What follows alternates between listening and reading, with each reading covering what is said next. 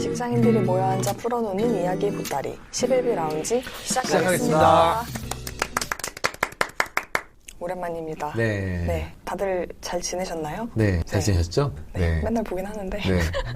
되게 오랜만에 본 것 같은데요. 저는 그런가요? 네, 지난주에 큰 일을 치렀기 때문에, 큰 이사를 했기 때문에 휴가를 냈었습니다. 네. 3일 정도 쉬니까 뭐 아주 회사를 잊어버리게 되네요. 아, 휴가를 역시. 아예 내셨었군요. 네네. 아, 3일을 쉬고 회사에 오니까 굉장히 약간의 업무 의욕이 좀 올라오는 느낌이 있습니다. 바람직하네. 역시 사람은 휴가를 가야 돼요. 네. 네. 주 4일 괜찮은 것 같아요. 주 4일 근무. 요즘에 도입하는 나라들이 꽤 있대요. 네. 그 유럽이나 이런 곳에서. 우리나라의 일부 회사들도 4.5일을 이미 하고 있죠. 네, 뭐 우한 형제들이나 네. 그 공무원 합격 에듀윌 그런 곳에서 이제 에듀윌이요? 주 4일 하고 있습니다. 주 4.5일인가요? 4일인가요? 아마 4일로 알고 있어요. 4일로. 거기 돈 잘 버나 보다. 주 4일이네요. 네, 에듀윌 역시. 왜 기업이 4일일제를 하네요? 에듀윌. 주 4일을 근무를 꿈꾸면서 하지만 주 5일 열심히 근무를 하면서 이제 열심히 일하고 있는데 지금 또 시장 상황이 네. 네, 갑자기 하루아침에 지금 날씨는 더워지는데 카피탈마켓에 겨울이 왔잖아요. 네, 일단 보니까 미국 주식부터 조금씩 좀 폭락을 시작한 것 같아요. 이게 저희가 아무래도 이제 고품격 경제 방송이다 보니까 전반적인 좀 그 오버뷰를 말씀드릴 필요가 있잖아요. 네. 사실 이게 후일담이긴 하지만 코로나19가 시작되면서 2020년 초에 모든 주가가 푹 빠졌을 때 모든 정부들이 똑같은 대책을 세웠잖아요. 어떻게 보면 그때 좀 예견되었다라고도 할 수 있습니다.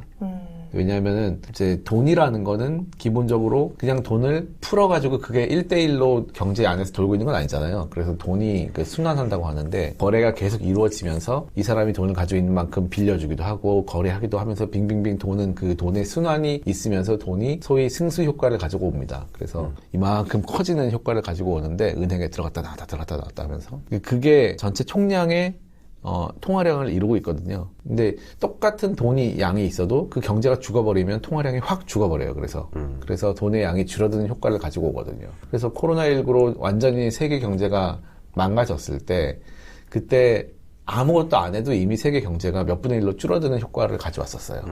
그래서 미국부터 시작해가지고 이제 엄청난 양적 완화를 돈을 풀어서 그 나머지를 메꾸려는 그 정책을 했거든요. 그러다 보니까는 언젠가는 이 경제가 다시 돌기 시작하면 다시 그 승수 효과를 갖게 되면은 이 통화량은 3배, 4배가 다시 될 수 있다라는 거는 웬만한 사람들은 이제 다 예측은 하고 있었는데 그게 언제냐. 네. 그거를 보고 있었죠. 그래서 코로나19 터졌을 때 모든 세계 주가가 다 빠졌을 때 그 돈의 힘으로 밀어 올려가지고 결국은 금방 회복을 하고 나스닥 지수 같은 거는 그 전에 2배까지 거의 올랐거든요. 그러니까 굉장히 비이성적인 상황이었죠. 작년 하반기 이후에는 언제 금리 올리냐 이것만 가지고 주가가 이제 흔들흔들 하고 있다가 결국은 미국이 지난주 그 표현에 따르면 빅스텝이 아니라 아예 자이언트 스텝이다. 이렇게 금리를 굉장히 급하게 올릴 것이다. 라는 예측이 나오면서 이제 오늘 이번 주 주가도 굉장히 암울할 걸로 예상되는 거죠. 이제 코로나 이전의 수치로 돌아가는 것이 하나도 이상하지 않은 상황입니다. 네. 그동안 올랐던 거는 결국에는 버블이죠. 돈으로 네. 인한 네, 짧게 이해하면 버블이다. 네. 네. 그래서 지금 벌써 버블이 꺼지기 시작했다. 뭐 이런 느낌을 받으니까. 맞습니다. 그래서 준비를 무조건 해야 되는 거고, 근데 이제 굉장히 비판이 많은 것 같아요. 그 전까지는 약간의 인플레이션이 오면은 금리를 올리고 돈을 회수함으로써 그 인플레를 잡을 수 있다라는 미국 연준에 너무 큰 확신이 있었다는 비판이 지금 많아요. 그래서 이렇게 금리를 올리면 자칫하다가는 경기 침체와 함께 물가가 오르는 이제 최악의 스태그플레이션이 올 수 있다. 교과서에서만 봤었는데. 근데 이게 굉장히 무섭죠. 사실은 네. 경기가 호황이 돼가지고 막 이제 호황이 된다는 건 거래가 막 이루어지니까 돈의 총량이 늘어나는 효과가 되면서 인플레가 막 발생하는 그런 거거든요. 은행에서 돈도 많이 빌리고. 근데 그게 아니고 경기가 침체하는데 물가가 오르게 되면은 이제 거의 최악입니다. 왜냐하면 인플레이션은 결국은 개인의 소득을 줄이는 효과를 가져오잖아요. 그렇죠. 그런데 경기가 화랑이 되는 거 되면은 그나마 임금이 올라가요. 근데 스태그플레이션이 오면은 임금은 오히려 고정되거나 이제 떨어집니다. 그러면서 물가가 오르기 때문에 가장 최악의 결과로 흐를 수 있는 거죠. 지금 실제로 물가가 많이 올랐죠? 엄청 올랐죠. 엄청 올랐죠. 미국은 거의 뭐 41년 만에 최고 수준이라고 하더라고요. 물가 지수가 8% 올랐다는 거는 그 웬만한 우리 주변에서 보는 것들이 2배 되는 게 굉장히 많다는 얘기예요. 얘기거든요, 네, 사실은. 네. 실제로 저희도 체감을 하고 있잖아요. 식당 가면은 가격표가 바뀌어 있더라고요. 그렇죠. 눈에 띄게 뭐 2,000원씩, 3,000원씩 올라 있고. 네. 네. 전 지난주 마트 갔다가 진짜 깜짝 놀랐어요. 과일들. 근데 과일이랑 이제 뭐 닭가슴살 네. 같은 것들도 한 2,000원 정도, 100g 2,000원 정도 했었는데, 닭가슴살이. 이제는 한 2,500원 하더라고요. 네, 장난 아니더라고요. 그러니까요. 이 자이언트 스텝 같이 급브레이크를 밟았을 때, 이제 금리를 급격하게 올렸을 때, 과연 이 금융시장이 어떻게 움직일 것이며, 거기에 따라서 경제가 어떻게 될 것이 굉장히 불안하잖아요. 지금 러시아, 우크라이나 전쟁도 있고, 지난주 기사를 보면은 러시아는 우리는 서방의 제재에 아무런 타격을 받지 않았다 이러고 있어요, 지금. 네, 어차피 유럽은 우리 가스 사야 되고, 우리는 돈 더 많이 벌고 있다. 중국하고 인도는 우리 원유하고 가스 다 사고 있다, 아직도. 이렇게 하면서 그 돈으로 폭탄을 엄청나게 만들어서 지금 우크라이나에 쏟아붓고 있는 것 같습니다. 네, 장기화될 것 같아요, 전쟁도. 아무튼 이 세계 경제 때문에 일반 기업이나 개인들은 좀 어떻게 할 수가 없는, 그러니까 지금 대응을 하기가 되게 어려운 상황이 된 것 같다는 생각이 듭니다. 그 중에서도 이제 주식 투자 많이 하시는 분들은 아무래도 지금 주식이 많이 떨어져서 그걸로 좀 많이 힘드실 것 같고, 나스닥에서 뭐 넷플릭스부터 시작해가지고 온갖 테크주들이 또 특히 이번엔 테크주들이 많이 네. 때려받고 있더라고요. 왜냐면 테크주가 양적 완화 플러스 비대면의 수혜를 두 개 다 받았었어요. 그래가지고 많이 올랐죠. 코로나 시국에 2년 동안 다른 주식들이 한 2배 올랐다면은 이 테크주들은 다 3배씩 올랐거든요, 거의. 그러다 보니까 이제 두 가지가 다 문제가 되는 거죠. 금리도 오르고.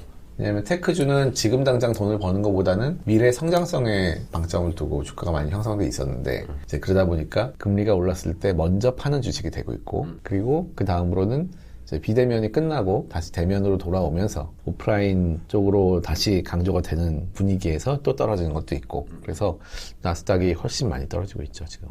슬픕니다. 그리고 좀 이 금융시장이라는 거는 또 실물시장하고 물론 연관이 있지만 또 그 별도로 움직이는 게 정말 요즘에 다시 저도 느끼고 있는 게, 최근에 이제 코스피하고 니케이를 지수를 보면은 보통은 코스피가 잘 나갈 때는 니케이의 10분의 1보다 더 높은 수준이었고, 만약에 니케이가 3만이었을 때 코스피가 3,300 이럴 때가 있었어요. 근데 최근에는 아니 뭐 일본도 만만치 않고 왜 다 어려운데 니케이는 지난주 종가로 27,800, 코스피는 2,590이거든요, 지금. 네. 그러니까 지금 10배가 안 되고 있어요. 10배보다 훨씬 그 니케이가 높은 상태인데, 아, 이게 요즘에 엔저 때문에 그렇구나 라는 생각이 바로 드는 거예요.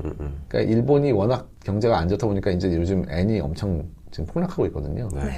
그러다 보니까 오히려 일본의 수출 같은 게 좋아질 거라고 생각하면서 주가는 바로, 그리고 이 환율을 바로 반영하고 있는 것 같아요. 그러니까 일본 주식을 바로 그 사러 들어가는 거죠, 이제 막. 그러니까 한국보다는 일본이 더 주가가 약간 상대적으로는 우세하고 있습니다. 실물은 안 좋지만 상대적으로 싸다고 느껴지니까 돈이 네. 몰린다. 네네. 뭐 이런 개념인 바로 거죠. 그렇게 돈은 굉장히 국경간 빠르게 움직이기 때문에 네. 바로 이렇게 반영되는 거 보면서, 야, 그렇구나 하는 게 다시 한번 느껴지고 있습니다. 정말 매크로 이코노믹의 네. 거시경제의 어떤 움직임을 볼 수 있는 요즘의 장세인 것 같습니다. 네. 그래서 지금 뭐 상장시장에서도 벌써 이렇게 주가가 반영되고 있고 하다 보니까 자연스럽게 우리 스타트업들, IT 스타트업들, 비상장 업계들에도 네. 어떻게 보면은 지금 뭐 위기와 기회가 동시에 온 상황이죠. 겨울이 왔다라고 많이들 표현을 하는데, 뭐 IT 겨울이 왔다, 혹한기가 왔다 이렇게 네. 많이 표현을 하고 있어요. 보니까 여기저기 뭐 VC의 구루들이나 유명한 투자자들이 여러 가지 메시지를 내고 있는 것 같은데 좀 공유를 해주실 수 있을까요? 사실 이분들이 그렇게 메시지를 내고 있는 거는 우리가 지금까지 그 현대 어떻게 보면은 21세기 들어서 지금까지 크게 보면 두 번의 경제 위기가 있었다고 볼 수 있는데, 2000년 초반에 그 IT 버블 붕괴가 한 번 있었고, 2008년에 그 서프라임 모기지 사태가 있었습니다.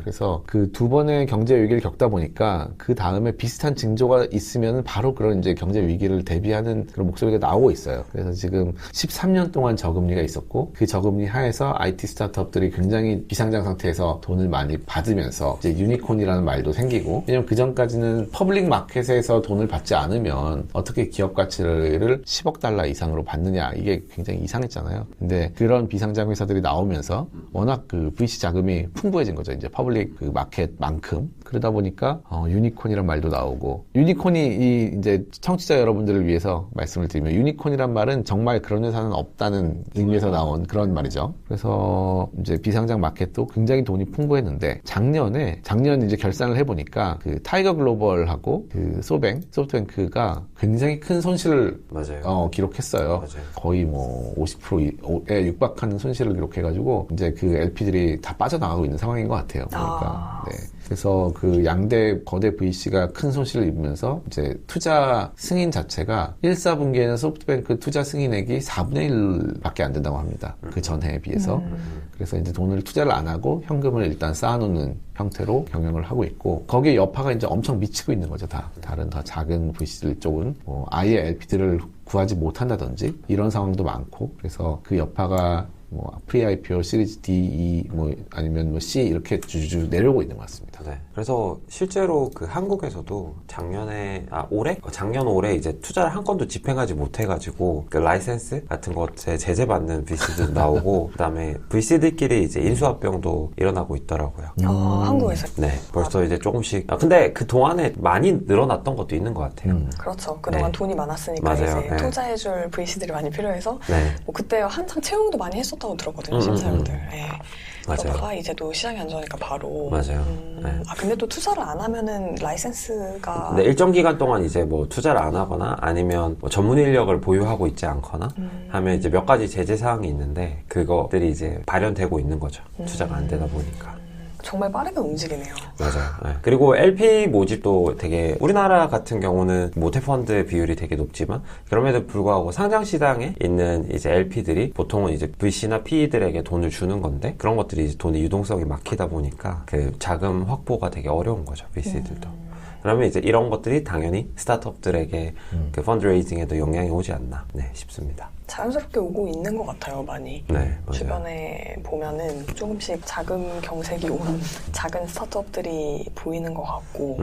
네. 사실 똑같은 돈인데 돈에는 꼬리표가 없잖아요. 어디든지 움직일 수 있는데 이제 여의도로 대표되는 상장시장 또는 이제 기존 금융계하고 이 테헤란로로 대표되는 IT VC 쪽에 이 간극이 너무 크게 벌어져 있긴 했었어요. 사실 그 전까지는. 그래서 테헤란에서 여의도로 넘어가야 되는 이제 상장이라고 이제 상장을 그렇게 표현하는데 여의도로 넘어갈 때 이 밸류가 너무 차이가 나니까 이 간극을 메꾸지 못한 케이스들이 꽤 많이 있었거든요. 뭐 예를 들어서 지금 고생하고 있는 컬리나 이런 경우도 비상장 상태에서는 뭐 몇 조 이상으로 이렇게 받아놨는데 도대체 그걸 어떻게 정당화시킬 것이냐. 왜냐면 상장 시장에는 기존의 그 기업 가치를 평가하는 여러 가지 툴들이 다 있는데 뭐 재무적으로나 아니면 뭐 PSR이라든지 이게 어떻게 정당화되나 하는 순간 이런 게 또 터져가지고 다시 뭐 물이 섞이는 그런 느낌을 지금 좀 받고 있어요. 그렇죠. 사실 지난 몇 년간 이제 퀄리는 아직 상장을 하지는 못했고 준비를 하고 있지만 상장한 뭐 카카오 계열사라든지 회사들을 보면 상장 후에 주가가 그냥 거의 떨어졌잖아요. 네. 그렇죠. 뭐 한 당일이나 상장한 당일이나 뭐 다음 날 정도까지 이제 오르다가 거의 뭐 청약하시는 분들도 청약 경쟁률이 되게 높았는데 거의 받자마자 파는 거를 목표로 하는 그러니까 장기 보유를 하려고 이걸 사는 게 아니라 팔면 바로 어느 정도 차익이 나니까 이제 그것 때문에 청약을 하는 케이스도 많았던 것 같고 따상으로 이제 대표되는. 네, 그렇죠. 네. 좀 벌고 바로 나오는. 네, 모바일로 요즘은 워낙 돈 빌리기도 쉽고 그때까지는 맞아요. 그냥 청약하기 너무 쉬웠으니까 딱딱 해가지고 뭐 3일만 가지고 있다가 팔면 그냥 바로 되니까 네. 너무 쉬웠죠. 그러니까 작년까지만 해도 열기가 엄청 강했던 게 뭐 떨어진 것들도 있지만 그 하이브라든지 아니면 뭐 크래프톤이라든지 얼마가는 되게 많이 올랐잖아요. 그리고 되게 재밌었던 현상 중에 하나가 증권사들이 생각보다 IT 인프라가 잘 안 돼 있었나 봐요. 그래서 그 개미들이 워낙 많이 몰리다 보니까 모 증권사 같은 경우는 어디가 상장할 때마다 MTS, HTS가 다운돼가지고 되게 큰 그 지탄을 받는 그런 것도 나오더라고요. 어딘지 알 것 같지? 네, 뭐 K 뭐 네. 네. 그래서 그런 증권사에서도 이 정도 트래픽은 생각하지 못했다. 네, 이 정도더라고요. 전례가 없던 트래픽이었던 거죠. 네, 전례가 없던 트래픽이었던 거죠. 맞아요. 그래서 지금 보면 주가의 가장 대표적으로 우리나라에서는 스타트업이라고 하긴 어렵지만 그 주가 때문에 가장 논란이 됐던 지금 카카오페이 주가를 보고 있는데요. 네. 네, 상장 당시에 19년 3,000원까지. 네, 그러다가 바로 한 5만 원이 떨어진 다음에 다시 올라가서 이 23만 8,500원까지 올라가는 이때가 딱 요 날이 거죠. 그 경영진들 털었던 날이죠. 네, 그 직전 네, 요 날인가 요 전날인가 하여튼 털고 네, 그 공시 뜨자마자 이제 폭락을 시작해가지고 24만 원짜리가 지금 8만 원이 돼 있네요. 85,000원. 24만 원이 공모가였나요? 아닙니다. 따상을 했는지 모르겠지만 상장 첫날 가격이 19만 3천 원. 그다음에 좀 떨어졌다가. 네, 아마 공모가가 따상까지 못했나 보다. 네. 이게 핀테크 회사들도 지금 굉장히 뭐 겨울이라고 표현하지만 사실 저는 겨울은 좀 너무 감상적인 표현이 아닌가. 이게 우리의 긴장감을 떨어뜨리는 붕괴. 주가가 어떻게 반 이상 떨어지는데 이걸 겨울이라는 말로 할 수 있을까? 그렇죠. 네, 붕괴입니다. 붕괴는 돈 순삭 또는 네. 뭐 혹한기 정도로 하시죠. 네네네 혹한기 또는 빙하기 정도는 돼야지 좀 성이 차는 것 같습니다. 겨울은 너무 감상적이다. 네, 왜냐하면 이게 우리가 그냥 춥고 마는 거 아니거든요. 진짜 2000년 그 IMF부터 시작해 보면은 네. IMF 때 저도 뭐 잘 기억은 나지 않지만 네. 이게 그냥 사람이 해고되고 정말 회사가 망하고 그런 이제 그 실제로 우리 삶에 영향을 크게 주는 현상이 벌어질 수 있거든요. 리만 사태 때는 정말 그때는 기억이 정말 생생한 게 그때 제가 뭐 다른 이유로 놀고 있었거든요. 사실상. 그래가지고 뉴스를 많이 보고 있었어요. 근데 정말 아 이거는 자본주의가 끝나나? 이런 느낌을 받았어요. 진짜로. 아 이게 너무 자본주의에 모순이 많아가지고 그리고 이제 사기도 많고 해가지고 이제 붕괴하는구나. 근데 그때 연준이 어쨌든 뭐 이자를 풀고 하여튼 살리고 그때 한국 같은 구제금융을 한 거예요. 그 부동산 모기지 회사들을 다 세금 넣어가지고 살렸어요. 그거를. 안 그러면 경제가 무너지기 때문에.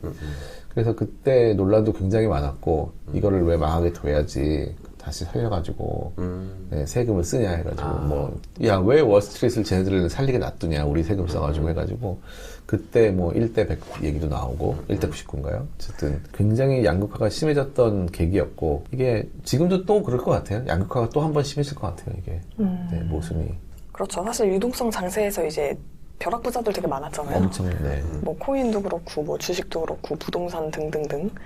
이제 그때 한번 이제 부자가 되신 분들과 네. 오히려 지금 거품이 꺼지고 뭐 어떻게 될지는 모르겠지만 이제 미국 같은 경우에는 그 스타트업이나 IT 회사들에서 그 레이오프도 많이 한다고 하더라고요. 엄청나죠. 네, 정리해고를 그냥 거의 당연하게 하는 느낌인데 5월에만 15,000명 이상 해고된다. 미국은 그 아예 해고 자체가 우리나라랑 달라가지고 마음대로 할 수 있습니다. 정말 그 아예 계약서 써 있어요.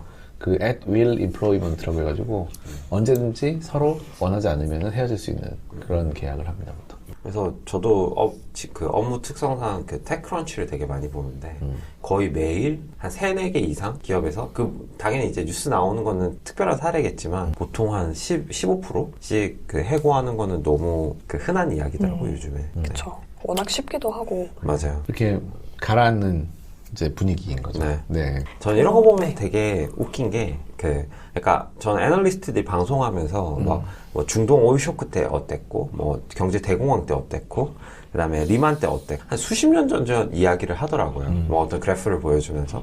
근데 그게 전혀 안 와닿았었는데, 아, 이런 게 어느 정도 반복이 되는구나. 근데 또 재밌는 부분은 왜 이거를 아무도 모르지? 그러니까 정말 일부 사람들은 알고 있었지만 어쨌든 방금 그러니까 제이콥 말씀 주신 당연히 유동성을 임의적으로 이제 연준에서 수천조를 풀고 이제 그러면 코로나가 어느 정도 줄어들면 당연히 이거를 다시 테이퍼링 한다? 이거는 어떻게 보면 당연한 건데 왜 보통 사람들은 이걸 잘 모를까? 이거에 대해서 너무 당연한 이야기인데 왜 대응하지 못할까? 그게 되게 재밌고 아이러니하네요. 사람들은 잊어요. 그런 것 같아요. 많이 있고요. 보면은 13년 동안 따뜻한 시절이 있었잖아요. 네. 그러니까 이게 머리로 알면서도 정말 그럴까? 이거를 실제로 이렇게 와 닿기 전까지는 모르는 거죠. 내 통장에 돈이 진짜 텅 날아가기 전까지는 진짜 모르는 것 같아요, 사람들은.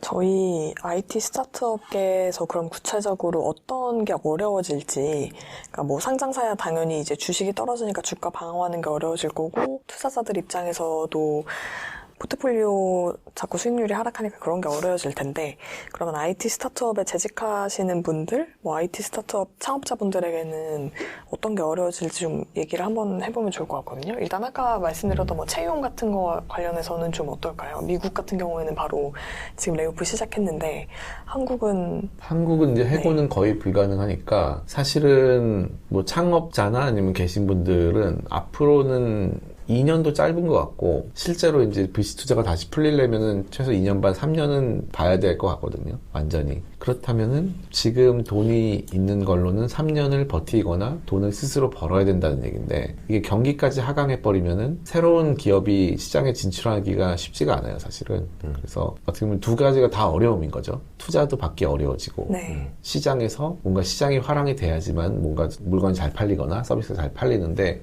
그것도 쉽지 않기 때문에 굉장히 최소한의 비용으로만 유지를 해야 될 거거든요. 그러면은 뭐 추가 채용도 어렵고 사실은 뭐 해고는 안 되겠지만은 임금 인상도 굉장히 제한될 거고 만약에 스톡옵션을 받으신 분들이라면 스톡옵션의 가치는 앞으로 2, 3년 동안은 사실은 제로라고 봐야 되는 게 맞는 것 같고 왜냐면 상장이 안 되니까요, 기본적으로는. 네. 네, 제가 이렇게 덤덤하게 말은 하고 있지만 네, 마음이 쓰립니다.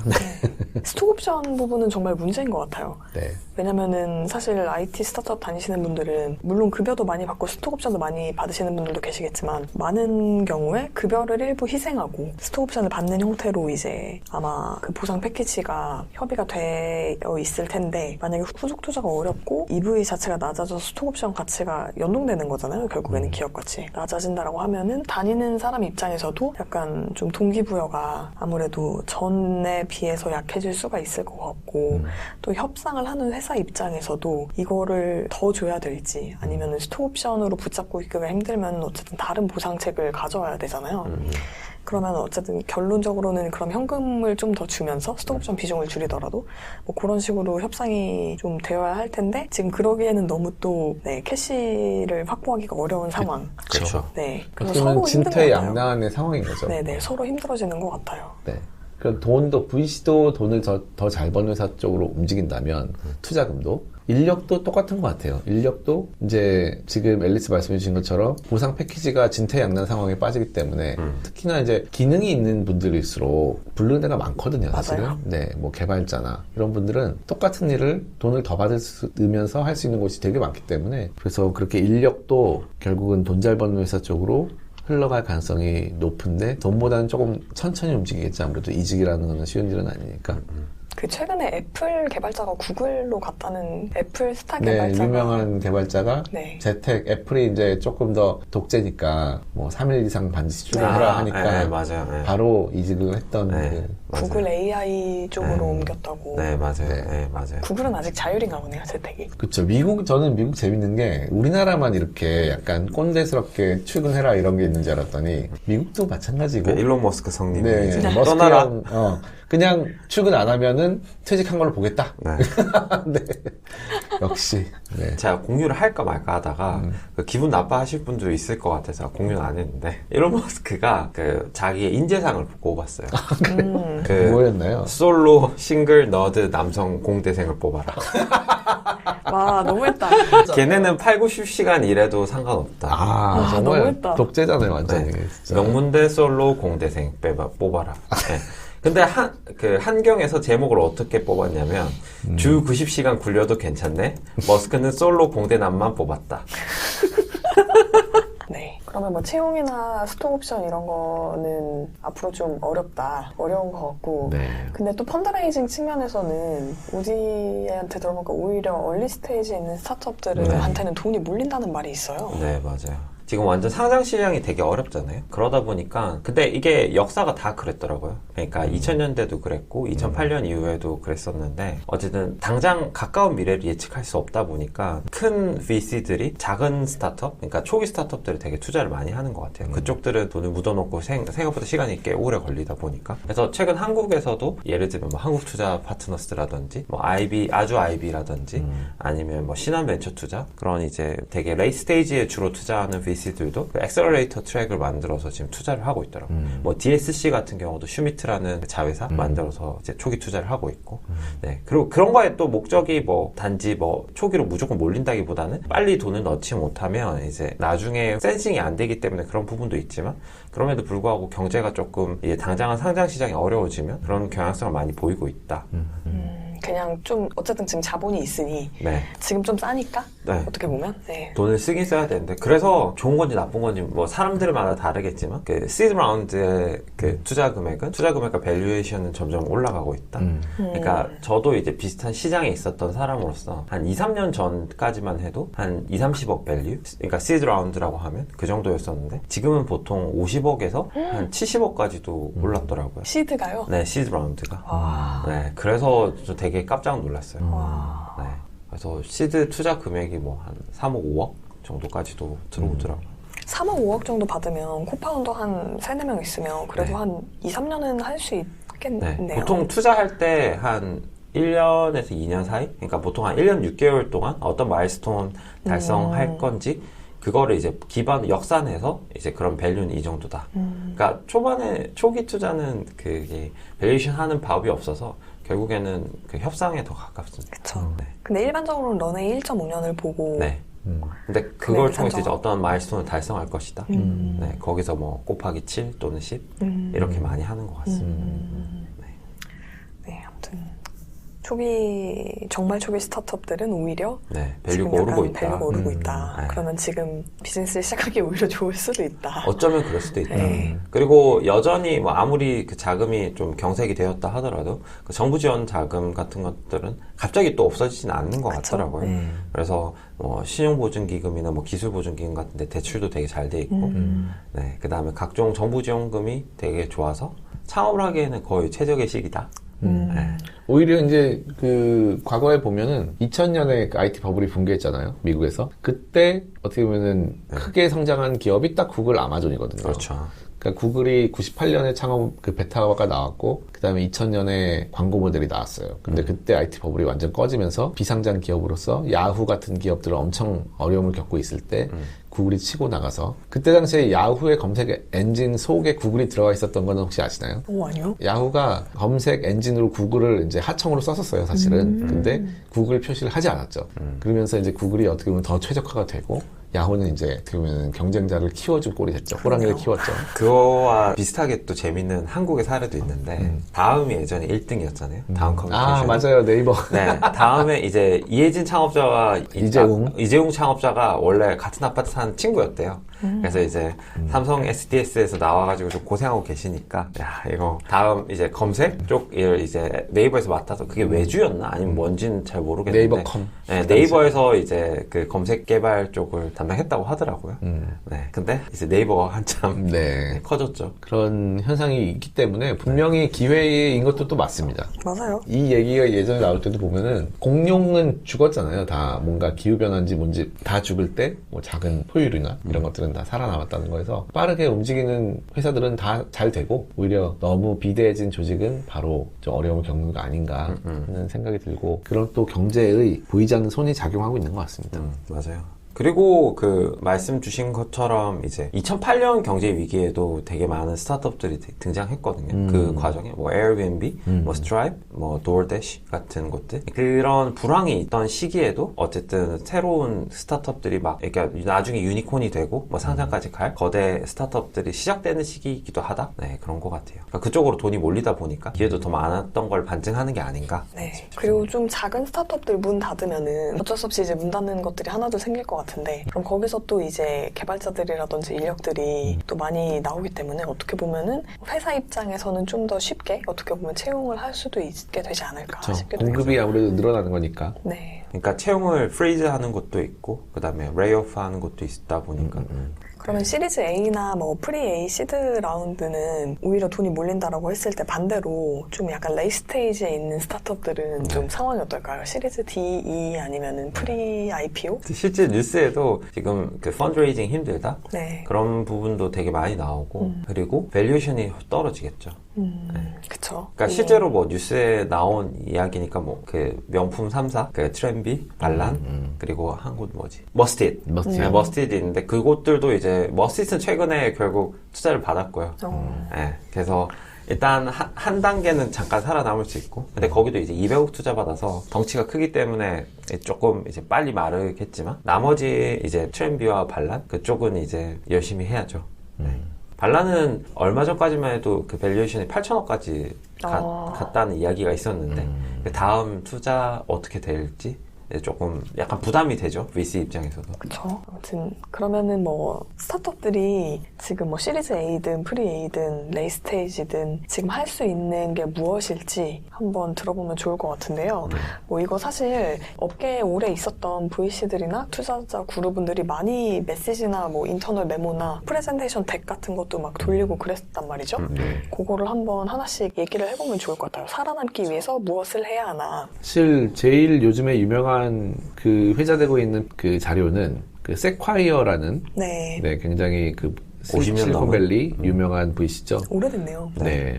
세콰이어 캐피탈에서 창업자들을 상대로 한 PT가 굉장히 유명해졌고 네네. 적나라하게 얘기하고 있어요. 적나라하게 얘기하고 지금은 어쨌든 모든 걸 다 감축할 때다. 그러면 시간이 지나서 감축하지 않은 회사들은 여기서 좀 되게 무서운 소리인데 데스 스파이럴을 겪을 것이다. 그래서 죽음의 소용돌이인데 이게 뭐냐면 돈을 아끼지 않고 있다가 어쨌든 돈이 떨어진다는 그 느낌이 들 때 하면은 급하게 할 수밖에 없잖아요. 뭔가 그러면은 급하게 하면 분위기 안 좋아지고 또 해야 되고 해서 결국 망할 것이다라는 얘기예요. 그래서 그 망한 회사들을 치고 시체를 넘어가라라는 얘기거든요. 되게 무섭죠. 감축이라는 게 결국에는 미국 관점에서는 네. 바로 그 레이오프를 의미를 하는 것 같고요. 네네. 모든 분야의 사업을 줄여라 그러고 있고 사업을 줄이라는 말을 극단적으로는 당신의 중요한 사업 1개, 2개 또는 맥시멈 3개까지만 하고 나머지는 다 없애라라고 하고 있습니다. 네, 돈을 무조건 아껴야 되기 때문에 뭐 여러 가지 재밌는 얘기를 많이 하는데 일단은 기본적으로는 빨리 움직여야 된다. 네. 강한 놈이 살아남는 것이 아니라 살아남는 놈이 강한 거다. 그러니까 빨리 움직인다라는 거는 30일 내에 네. 그런 컷을 결성할 수 있는 준비를 해라. 무엇을 컷할 것인지 일단 정해놔야 된다. 네. 그 다음에 그 액션만 남겨놓은 상태로 일단 가지고 있어라. 여기서 컷한다는 거는 인력과 인력, 비용과 비용, 사업 마케팅, 비즈니스 모든 걸 의미하죠. 거의 모든 거네요. 그 다음에 여기서 좀 저도 몰랐던 단어를 알게 됐는데 크로스업을 모먼트이다 지금은. 그래서 크로스업을 처음에는 크루셜인 줄 알았어요. 근데 네. 크루셜 중요한 시간인 줄 알았더니 그게 아니고 뭔가 이 쇠를 단련하는 시간을 크로스업을 모먼트라고 하더라고요. 그래서 지금은 당금질하는 그런 시간이다. 그때 무엇을 할 건지 정말 진지하게 생각해 봐야 된다. 이런 얘기를 하고 그 다음에 준비를 굉장히 구체적으로 하라는 거를 CEO, 팀 차원 그리고 회사 차원 그렇게 나눠가지고 설명을 해주고 있는데 가장 먼저 이게 저도 이제 세콰이어가 워낙 지난 50년 동안 창업자들을 많이 봤을 거잖아요. 가장 먼저 하는 말이 현실을 직시해라. confront the reality. 네. 이거를 1번으로 놨던 이유가 이 창업자들은 자기의 비즈니스가 완전히 자식 같을 거잖아요. 그쵸. 자기의 몸과 일체가 돼 있기 때문에 인정하는 게 가장 어렵다는 거죠. 객관화되기가 힘들죠. 힘들죠. 이것이 우리 회사가 이 상황을 극복하지 못하면 망할 수 있다는 거, 내 그 사업을 감축해야 된다는 거는 거의 아마 몸을 떼어내는 수준이라고 생각할 거예요, 아마도. 그렇죠. 네. 그래서 모든 그 크래시는 창업자들이 현실을 직시하지 못하는 데서 시작된다. 첫 실행이 가장 어렵다. 그래서 1번은 현실을 직시하고, 그러면 현실을 직시하면 누구나 두려움을 갖게 되잖아요. 우리가 망할 수 있겠구나. 근데 그 두려움을 넘는 게 2단계. 그 다음에 2단계를 넘어서는 기회를 잡는 방법을 찾는 게 3단계다. 이렇게 단계별로 심리부터 얘기를 하고 있고요. 거의 전쟁이네요. 전쟁이죠. 네. 지금은 이제 전쟁입니다. 전시죠, 사실은. 전시. 전시입니다, 전시고. 이제 팀 사람들하고의 얼라인도 되게 중요한 거죠. 왜냐하면 아무래도 CEO는 많은 정보를 빠르게 받고 있고, 생각할 시간도 많지만 매일매일 해야 되는 일을 하는 사람들은 또 그거에 대해서 생각을 못 할 수 있기 때문에 맞아요. CEO는 먼저 급발진을 할 수가 있는 거죠. 먼저 생각을 하고, 이거 막 컷해야 돼 이러면 이제 완전히 그 인터레스트가 달라지는 거죠. 쟤는 나를 왜 자르려고 하지 이러면서. 그래서 아예 이해시키는 게 또 중요하고 미션과 가치를 재설정하고 리더십을 보여줘야 되고 이제 그 다음에 동의를 얻어가지고 해야 된다. 뭐 이런 이론적인 얘기인데 상당히 어렵겠죠, 사실은. 오히려 이제 기회라고 할 수 있는 거는 지금까지 돈이 풍부했을 때에는 어쨌든 마케팅비를 쏟아부으면서 성장도 했고 물건도 팔고 있었는데 이제 예산 제약이 있는 상태에서는 경제학 교과서에 나온 얘기죠. 창의성이 생긴다. 어떻게 이 적은 돈으로 할 것인가를 생각할 수 있게 된다. 이렇게 하는데 아마 이런 조언을 다 받아들이고 액션까지 할 수 있는 회사는 극히 소수이겠죠. 네. 그러면서 감정적인 얘기도 감상적인 굉장히 얘기도 많이 하는 게 wishful thinking is a waste of time. Don't sit around talking about the good old days with hope they will return. 좋은 시절이 돌아올 거 절대 생각하지 마라. 그런 얘기하고 당신 회사가 외부보다 더 빨리 변하고 있지 않다면은 the end is near. 저 사실 지난 10몇 년간, 13년간 이제 시장의 마켓이 너무 좋았고 뭐 물론 회사마다 다르겠지만 펀드레이징을 좀 쉽게 실제로 이제 보여줄 수 있는 EV보다 좀 더 평가를 높게 받아서 어떻게 보면 좀 수월하게 해왔던 회사들도 있을 수 있을 것 같은데 이제 그것만 생각하면 안 되는 거죠. 앞으로는 정말 상황이 달라졌다. 그러니까 내가 몇 년 전에 좀 쉽게 받았다고 해서 최근에 쉽게 받았다고 해서 앞으로도 쉬울 것이다라고 생각하는 게 이제 착각이다. 제가 봤던 저 같은 경우에는 크래프트 벤처스에서 영상을 찍어서 올린 게 있어서 그거를 봤는데 그 얘기를 하더라고요. 캐시 런웨이를 확보해라. 이게 되게 중요한 액션 플랜 중에 하나였어요. 그래서 보통은 1.5년 정도 이제 펀드레이징 하면은 쓰는 건데 이제는 거의 최소 24개월은 확보해라. 길게는 36개월까지. 그러기 위해서 이제 비용 절감이라든지 여러 가지 그 액션이 있어야 되는 거고 그거는 어쨌든 펀드레이징 향후 한 3년간은 받기 힘들 것이다 라는 거를 가정하는 거겠죠. 거기에 플러스 적자가 나는 상태여도 투자를 했단 말이죠, VC들은. 근데 이제는 그러니까 적자가 날 거면 레베뉴라도, 그러니까 덩치라도 키워야 되는 거잖아요. 그래서 예전에는 레베뉴를 지표를 아예 안 봤던 그런 비즈니스들도 이제 슬슬 레베뉴가 좀 팩터인 되는 것 같은 경향이 있는 것 같고 뭐 크래프트 벤처스에서도 그렇게 짚어줬고 그래서 어느 정도 레베뉴는 나와야 된다. 레베뉴 그로스가 어느 정도는 돼야 된다. 그 다음에 번 멀티플, 우리가 버는 거에 비해서 쓰는 게 얼마나 되는지 그런 거 계산해봐야 된다. 그래서 전에 비해서 저도 펀드레이징을 직접 경험해본 건 아니지만 확실히 이 파이낸셜 지표들이 어떤 투자 의사결정을 하는 데 있어서도 그리고 스타트업들의 어떤 잘하고 있는지 그 퍼포먼스를 보는 하나의 중요한 팩터가 이제 된 것 같아요. 향후에 계속 이러한 트렌드는 이어질 것 같고 레비뉴는 사실은 언제든 그 전부터도 상장에 가까워질수록 언제 순간에는 반드시 갖춰야 되는 숫자이긴 했어요. 단지 이익이 이제 나느냐 안 나느냐의 문제였지. 맞아요. 네. 뭐 제가 느끼기에는 그 뭐 상장 전 회사들에게는 원래 중요했고 근데 이제 좀 더 그 단계가 좀 앞으로 오지 않았나 싶기도 해요. 네. 정말 완전 얼리까지는 아니겠지만 어느 정도 규모가 되면 이제 레베뉴가 슬슬 이제 보여줘야 된다. 그거에 대해서 조금 더 강조가 되는 것 같은 느낌이 있어요. 네. 원래부터 중요한 수치긴 했지만. 네. 이익이 나는 무신사가 참 부럽네요. 아, 무신사는 정말 대단. 이번에 강남대로에 무신사 스탠다드 매장 생기는 거 아세요? 아, 맞아요. 네, 그래서 강남대로까지 무신사는 그냥 진출하는구나. 이익이 나는 수준이 아니고 영업이익률이 10%가 넘습니다. 엄청나네. 네이버 광고를 수준. 그렇게 하는데도. 그러면 VC들에서 이렇게 해준 거 좋은데 알려준 거 좋은데 저희가 또 실제 케이스를 안 볼 수 없잖아요. 네. 교과서적으로 듣는 것보다는 네. 실제 어떻게 이제 혹한기를 견뎌낸 회사들이 있는지 우리가 케이스 한두 개만 네. 공유해 주시면 감사하겠습니다. 네. 지금은 전체 다가 힘들잖아요. 그러니까 매크로 이슈가 와서 유동성에 문제가 생겨서 모두 다가 힘든데 이게 불행인지 다행인지 우리보다 한 2년 정도 앞서서 되게 회사가 죽을 뻔한 곳들이 있어요. 네, 그러니까 코로나 위기 때 엄청 힘들었던 곳들 그 중에서 살아남은 곳들은 이제 거의 골로 갈 뻔하다가 어떻게 살아났냐 그런 케이스들에 대해서 몇 가지 조금 알아봤는데요. 네. 대표적으로 이제 에어비앤비가 있죠. 이제 팬데믹이라는 게 되게 스페인 독감 이후에 한 수십 년? 거의 100년 만에 왔죠. 100년 만에 온 거였잖아요. 여행은 이거에 이제 직격 타격을 받을 수밖에 없죠. 그쵸. 되게 조사하면서 되게 놀랐던 건 2020년 3월에 이때만 해도 에어비앤비가 거래 건수가 꽤 컸거든요. 근데 예약이 80%가 취소됐대요. 근데 그러면 이제 멘탈이 털릴 수밖에 그쵸. 없죠. 그때 이제 선택했던 거는 해고를 하면서 그 서한도 되게 유명해졌었는데 에어비앤비 전체 직원의 4분의 1을 해고합니다. 그러니까 1900명을 해고를 해요. 한 많이 방에. 내보냈네요. 네, 한 방에 해고를 하고. 근데 그때 대처 같은 게 정말 좋았어요. 그러니까 되게 폴라이트하게 서신도 쓰고, 이게 주변에 이 사람 일 잘하는 친구라고 이제 소개도 적극적으로 해주고, 그리고 그 의료보험이라든지, 미국 같은 경우는 그런 게 되게 크잖아요. 그런 이슈가 없도록 최소화하고자 하는 노력 되게 많이 했다. 그래서 저 같은 범인은 이런 상황이 오면, 그리고 이런 팬데믹이, 그때는 당연히 백신 기약도 없었고, 여행이 언제 재개될지 모르는 상황에서 그냥 멘탈이 완전 털려서 아무 액션을 못했을 것 같은데 그럼에도 불구하고 되게 바늘 같은 구멍을 발견해냅니다. 그래서 여행이라는 게 이게 할 수 없게 됐지만 하고자 하는 마음은 여전했던 거예요. 사람 이게 어떻게 보면 이것도 인간의 본능 중에 하나인가? 여행이라는 게. 그렇죠. 네, 그런가 봐요. 그래서 여행 형태가 바뀌었는데 사람들이 해외여행보다는 국내 여행을 많이 하고 그리고 어떤 도심지보다는 자연이나 시골로 여행을 많이 갔던 거예요. 그리고 재택근무로 이제 전환이 되면서 굳이 제가 집세 많이 내는 이런 도심을 살 필요가 없잖아요. 그래서 워케이션을 되게 많이 갔다. 그래서 이렇게 하면서 바뀌게 된 게 코로나 이후에는 사람들이 더 오래 머물고 그리고 반려동물이랑 같이 여행하고 그리고 사람들이 기존에 안 따졌는데 따지기 시작했던 게 와이파이 속도를 따지기 시작했대요. 일을 해야 되니까. 네. 왜냐면 워케이션 해야 되니까. 그리고 또 바뀐 게 기존에는 주말이나 금요일날 여행을 많이 갔다면 월요일이랑 화요일에도 여행을 많이 가고 그리고 굳이 멀리 안 가고 어쨌든 재택근무라도 언제든지 돌아올 수 있어야 되니까 200마일 내에 체류가 증가하고 그리고 숙박 장소가 잠깐 자고 바깥을 이제 돌아다니는 게 아니라 일도 해야 하니 더 넓은 숙박 장소를 선호하기 시작했대요. 그래서 이런 니즈를 반영해서 완전 메인 화면을 완전 바꿔서 가까운 여행지를 하도록 개편했대요.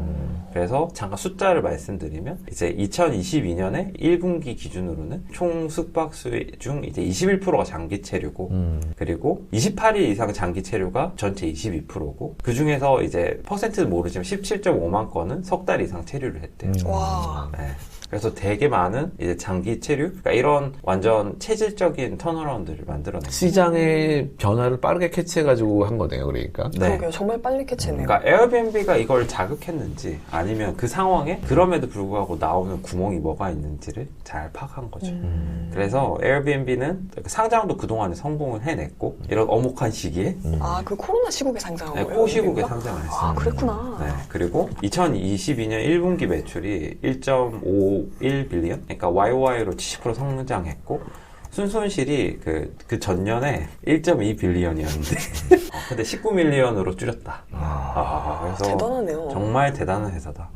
그래서 저는 이걸 보고 이제 에어비앤비 주식을 샀지 않겠습니까? 아, 네. 상대적으로 덜 떨어졌습니다. 네. 정말. 그러나 마이너스 22%. 아우, 선방한 거죠. 너무 빨리 샀다. 그래도 아, 네. 평균 이하로 선방했어요. 떨어졌네요. 그럼요. 근데 그럼에도 불구하고 저는 에어비앤비는 뭐 리오프닝 오고 그 다음에 앞으로 계속 성장할 회사 아닐까? 네. 진짜 이거는 거의 목에 이 피가 나올 정도로 그러니까요. 되었는데 이 상황에 빈틈을 찾아내고 위기를 극복해냈다는 게 근데 저는 되게 이제 리스펙트 할 만한 거는 에어비앤비가 이미 규모가 되게 커졌고 사실 그 코로나 시국에 벌써 100 몇 개 국가에는 최소한 진출해 있었을 거고 직원 수도 엄청 많았을 거고 그랬을 텐데도 되게 과감하게 어떻게 보면은 딱 그 체질 개선을 했다는 거? 2달 만에 1,900명을 내보내고 네. 아예 사업을 이제 바꾸고 그리고 또 하나는 코로나의 그 자가격리형 숙소 그것도 꽤 많더라고요. 네. 또 저는 마이리얼 트립 케이스가 진짜 놀라웠거든요. 맞아요. 저도 그것도 잘 놀랐어요. 알고 계시죠, 우리도. 네, 잘 안다기보다 이제 공부를 했는데 네. 저는 마리트 구주 살 수 있으면 삽니다. 오. 진짜 대단한 회사인 것 같아요. 저는 에어비앤비보다 더 힘들었을 것 같은데 일단 극복을 해냈고 지금 어느 정도 올라와 있는 상황이다. 네, 그래서 잠깐 말씀을 드리면 이제 공통적으로 말씀 주시는 위기가 왔다? 그러면 해야 되는 게 3가지가 있습니다. 아주 단순한데 하기 어려운 게 1번 매출을 높인다. 2번 비용을 줄인다. 3번 자금을 확보한다. 근데 이런 이제 단순하고 쉬워 보이는 쉽게 말할 수 있는 이런 것들을 실제로 실행하기 정말 어려운데 마리트는 정말 잘한 것 같아요. 네. 이동원 대표님이 그 레슨런 얻으신 거 브런치에 정리하신 것도 있거든요. 그래서 그것도 나중에 보시면 되게 재밌고 초반에는 마리트도 엄청나게 멘탈이 붕괴됐대요. 네, 멘탈이 붕괴됐었는데 일단 제가 2020년 2월에 국내는 어땠는지 한번 봤어요. 코로나가 한 19년 말에 뭐 조금 네. 터지고 2월 말에 2020년 2월이죠. 첫 번째 환자가 나왔을 거예요. 네, 첫 번째 국내에서 환자가 나왔어요, 중국에서. 그 당시에 이제 상황을 봤더니 2020년 2월에 팬데믹 선언 이후에 국내 여행사가 17,000개가 있는데 그 중에 10월 기준 4,600개가 휴업 또는 폐업을 했대요. 그리고 2020년 제가 모객 실적을 봤어요. 하나투어 워드투어의 모객을 봤더니 전년 동기 대비 99%의 수렴하게 모객 실적이 감소됐다. 거의 없어진 거 아닌가요? 이거는 회사가 코인이죠, 코인. 네. 네. 코인이나 99%가 벌어지는 거지. 이게 일반적인 그 사업을 영위하던 곳에서 마이너스 99는 이제 되게 놀라운 거죠. 그리고 마리트는 이때 어떤 어려움에 빠졌냐면 마리트 당시에 매출의 99%가 해외여행에서 나왔어요. 그러니까 마리트라는 사업은 해외여행을 하는 곳이었는데 해외 출국과 입국이 금지가 됐다. 여행이 없어졌다. 그래서 이제 2020년 1월에 거래액을 이제 520억 달성하고 되게 좋아했대요. 해외여행이 계속 성장하고 있었잖아요. 그러나 2020년 4월 마리트의 거래액은 10억이었다. 그냥 거래. 네, 불이한 거죠, 불이. 와, 판가비만 10억 넘게 쓰고 있었을 것 같은데, 왠지 네, 느낌상. 그렇죠. 네. 근데 이러한 이제 여행업의 문제가 뭐냐면 매출 나올 곳은 이제 없어졌는데 취소랑 환불에 대한 문의가 오겠죠. CS 엄청 났겠네, 진짜. 그래서 업무량은 폭주되고 그랬겠다. 구성원들의 사기는 바닥에 떨어졌다. 네. 그래서 저는 이 정도 상황이면 저는 포기한다. 그래서 여기서 어떻게 했냐면 여기서는 이제 제주도로 의사결정을 했대요. 근데 왜 제주도냐 했을 때 해외여행이 막혔으니 이제 국내 여행으로 돌려야 되는데 국내 여행조차도 너무나도 범위가 넓다고 생각했어요. 다 롱테일이니까. 네, 롱테일이니까. 그리고 이제 지금 우리는 힘이 하나도 없다. 여력이 전혀 없으니 단 하나에만 집중해야 된다. 그러니까 부산도 있고 강릉도 있고 여수도 있지만 그거 다 하면 우리가 뭔가 결과 내기 전에 망할 수도 있다. 그래서 제주도만 집중한다. 근데 제주도로 의사 결정 내리게 된 이유가 뭐냐면 그 당시 전체 해외 출국자가 2,800만 명이었대요. 국내 아웃바운드 여행객들이. 근데 제주도는 연간 1,300만 명의 내국인 방문자가 있다. 꽤 많네요. 절반 정도 되네요. 거의 절반에 가까운 네. 수준에. 그리고 내국인이 제주도 여행에 쓰는 돈은 연간 6조다. 그래서 시장이 꽤 크다. 네. 그러면 그 왔다 갔다 공급은 충분하냐? 그 전 세계에서 김포와 제주도가 비행기 편이 가장 많다고. 아, 정말요? 네, 전 세계 넘버원. 다들 열심히 다니시는구나, 제주도를. 그리고 네. 여행이 막혀서 이제 무섭고 하기 어렵지만 여행에 대한 니즈는 여전하다. 그래서 해외여행의 대체지로 그리고 어쨌든 그 바다 건너잖아요. 그래서 해외여행의 대체지로 고려가 됐다. 그래서 2020년 5월에 처음으로 제주도 지사 세우고 현지 직원 뽑고 상품 개발을 했대요. 근데 약간 좀 좋았던 점은 뭐냐면 해외에 이제 뭐 프랑스라든지 뭐 유럽 같은 것들 주로 했었는데 되게 영향이 약간은 분산돼 있었는데 그분들 다 들어와서 한 곳에 집중하고 그다음에 어쨌든 시차도 같고 국내다 보니까 가까워서 커뮤니케이션 코스트가 훨씬 적었대요. 그래서 되게 많이 그 빠르게 이제 한 3달 만에 1,000여 개 상품을 입점할 수 있었다. 그래서 그거는 되게 좋았고 기존의 전략은 그 해외여행 시에 이제 비행기 값을 싸게 팔아가지고 거기서 이제 크로스셀을 하는 거예요. 뭐 액티비티라든지 뭐 호텔이라든지. 근데 그 전략을 이제 제주도에 그대로 쓸 수 있었던 거죠.